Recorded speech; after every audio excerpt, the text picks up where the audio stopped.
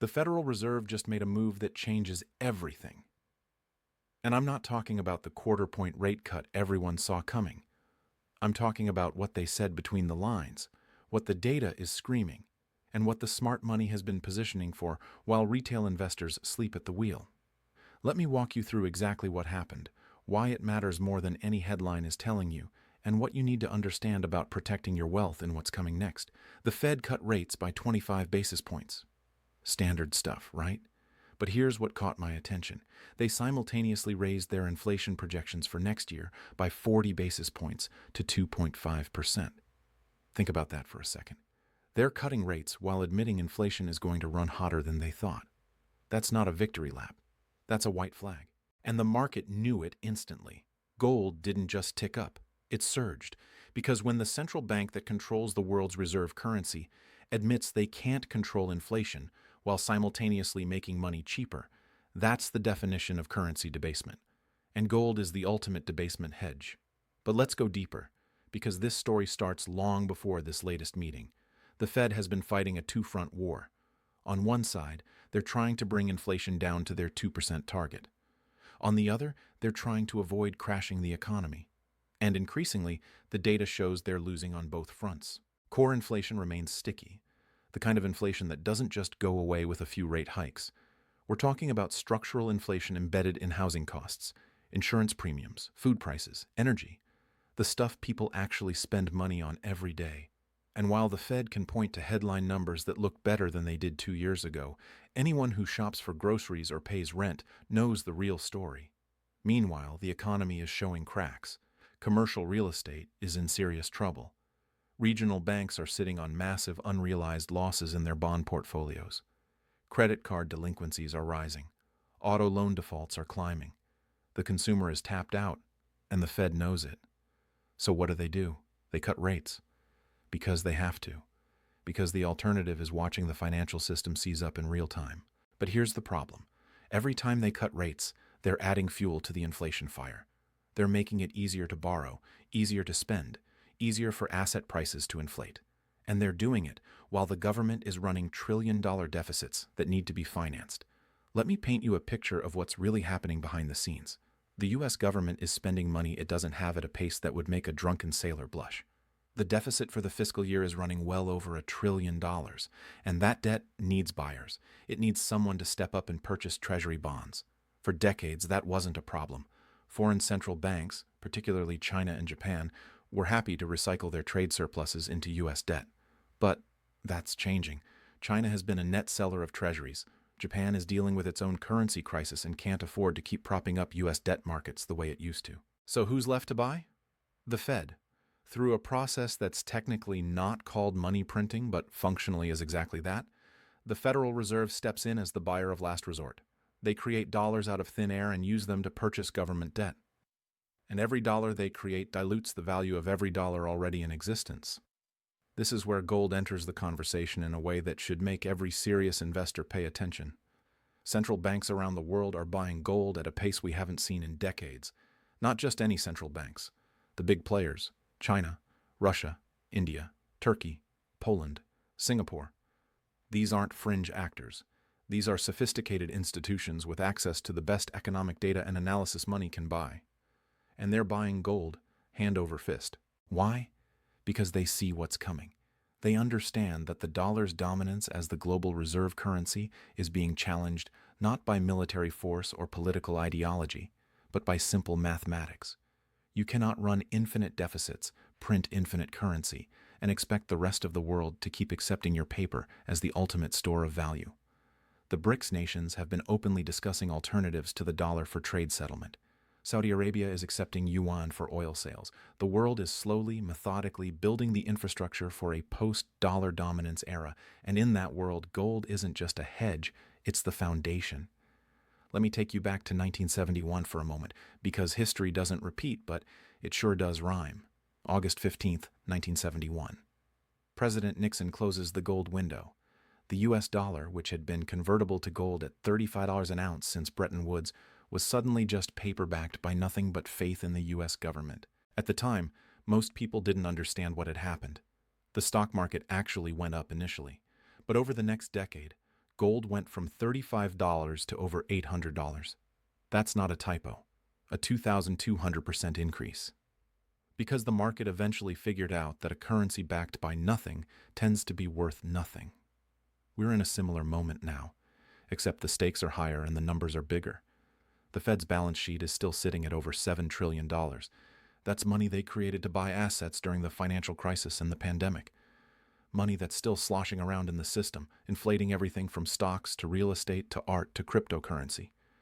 And now they're cutting rates again, making it clear they're more worried about economic growth than inflation, which means more money creation is coming, which means more debasement is coming. The smart money sees this. That's why gold has been quietly grinding higher even as mainstream financial media focuses on tech stocks and Bitcoin. That's why silver, gold's more volatile cousin, has been showing strength. That's why mining stocks, despite being historically undervalued relative to the metals, are starting to wake up. But here's what most people miss about gold. It's not just about price appreciation. It's about wealth preservation in a world where currencies are being systematically destroyed. Think about it this way. If you had $100,000 in cash sitting in a bank account 5 years ago, what's it worth today in real purchasing power? Maybe $75,000 if you're lucky. Inflation has eaten away at least 25% of your wealth, probably more if you account for real-world price increases rather than government statistics. But if you had converted that $100,000 into gold 5 years ago, you'd have more purchasing power today than you started with. Not because gold went up, because the dollar went down. That's the key insight most people miss. Gold doesn't really go up. Currencies go down. Gold just sits there, being gold, maintaining its purchasing power across centuries while paper currencies come and go. And right now, with the Fed admitting they can't control inflation while simultaneously cutting rates, we're watching the dollar go down in slow motion. Now, if you're sitting on a significant amount in retirement accounts, $100,000 or more, there's something you should know about how gold IRAs work. I put together a free guide that covers exactly how you can get physical gold into your retirement account without triggering tax penalties. It's in the description below. Worth checking out if you're thinking about protecting your retirement savings from what's coming. No pressure, just information if it's relevant to your situation. Anyway, let's talk about what happens next, because this is where it gets really interesting. The Fed is trapped. They can't raise rates without breaking something in the financial system. We saw that last year when Silicon Valley Bank collapsed after the Fed's rate hikes destroyed the value of their bond portfolio, and they can't keep rates low without letting inflation run hot. So they're going to try to thread the needle, cut rates slowly, hope inflation comes down on its own, pray that nothing breaks. But the market doesn't believe them. You can see it in the gold price. You can see it in the yield curve. You can see it in the way institutional investors are positioning. The bond market, which is much bigger and smarter than the stock market, is pricing in more rate cuts than the Fed is projecting. That tells you the bond market thinks the economy is weaker than the Fed is admitting. And when the economy weakens, the Fed's only tool is to cut rates and print money. Which brings us back to gold. There's a technical setup forming in gold right now that's absolutely fascinating. We're seeing a consolidation pattern after a strong move higher. Volume is building. Open interest in the futures market is expanding. These are the kinds of conditions that precede major breakouts. But more importantly, the fundamental backdrop is stronger than it's been in years. Physical demand is overwhelming. The U.S. Mint can't keep up with demand for gold and silver coins. Premiums on physical metal are elevated. Delivery times are extending.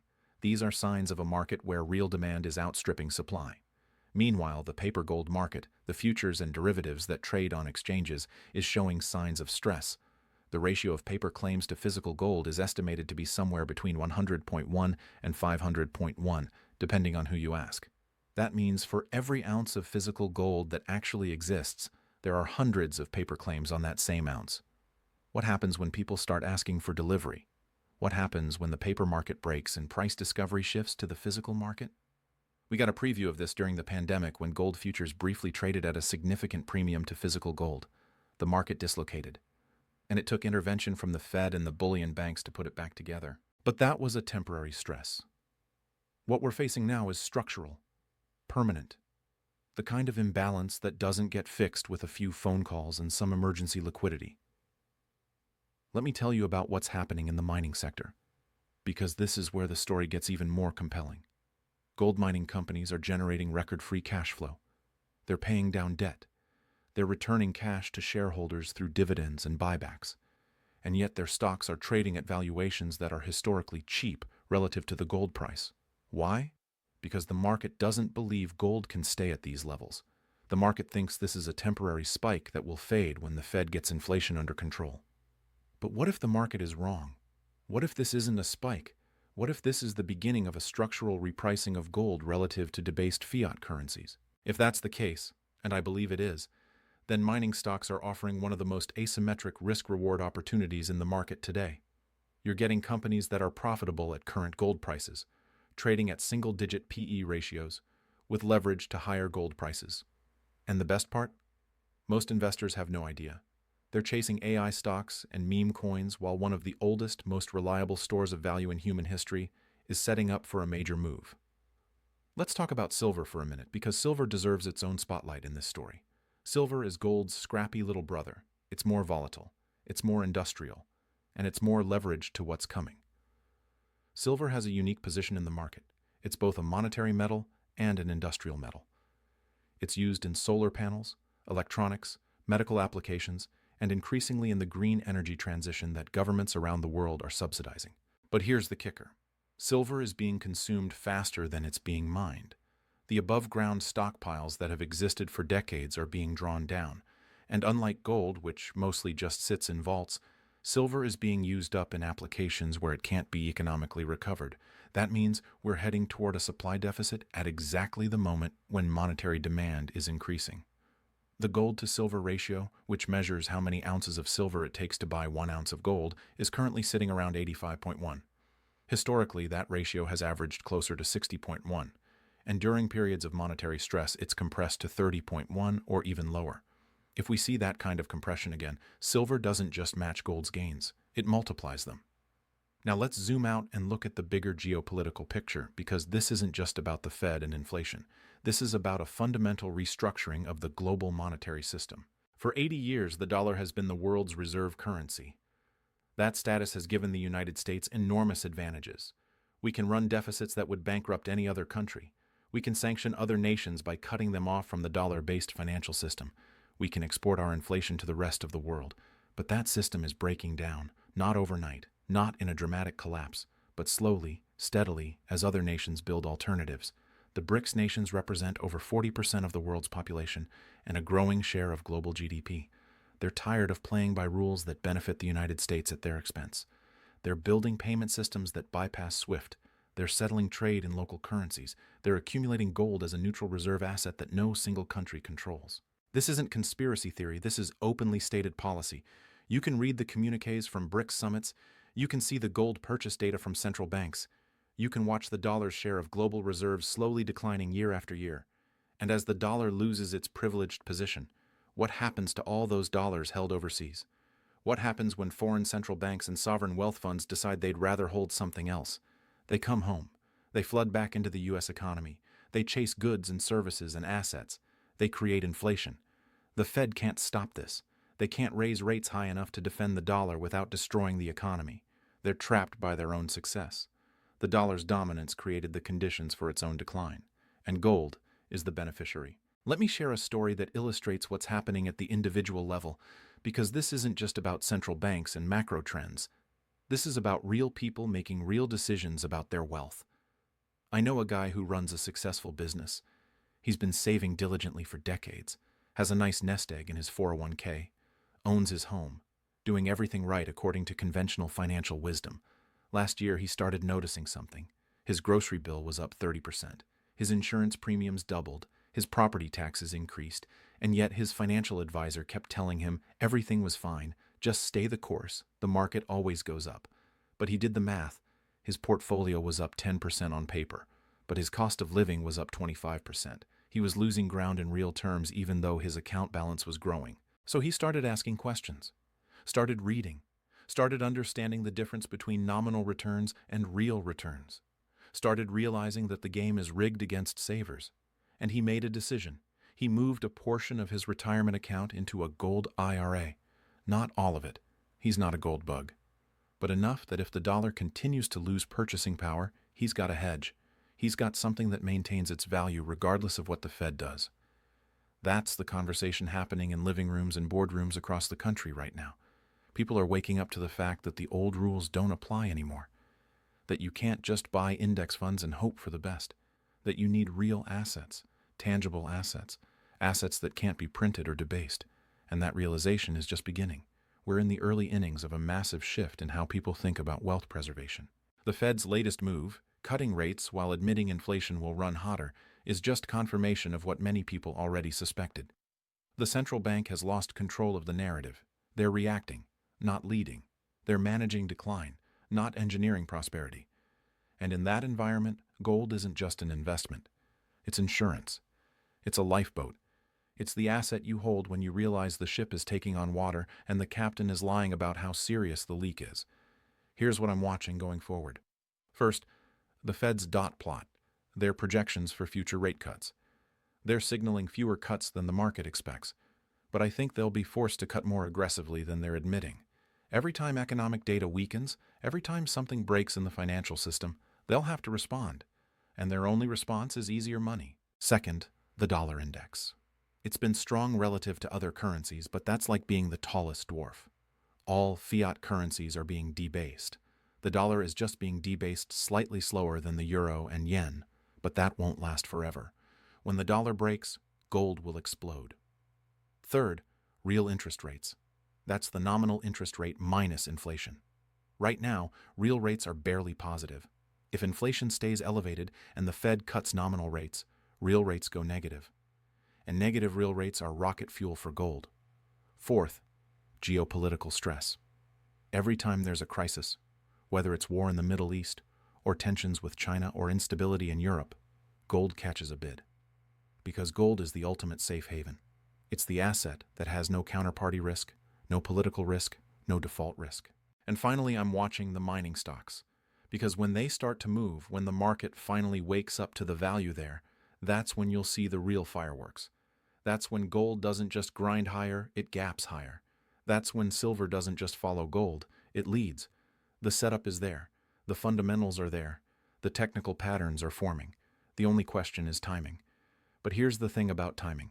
You can't time the market perfectly. Nobody can. What you can do is position yourself before the move happens. You can be early. You can be patient. You can accumulate when nobody's paying attention, because by the time everyone agrees that gold is going higher, by the time it's on the cover of magazines and trending on social media, the easy money has already been made. The Fed just admitted they can't control inflation without breaking the economy. They admitted they're going to let inflation run hot rather than risk a recession. They admitted, whether they meant to or not, that the dollar is going to lose purchasing power. That's not a prediction. That's not speculation. That's their stated policy. And in a world where the central bank is actively devaluing the currency, where the government is running unsustainable deficits, where the global monetary system is being restructured, where geopolitical tensions are rising, where supply chains are fragile, where debt levels are astronomical, where the wealth gap is widening, where trust in institutions is collapsing. In that world, gold isn't a speculation.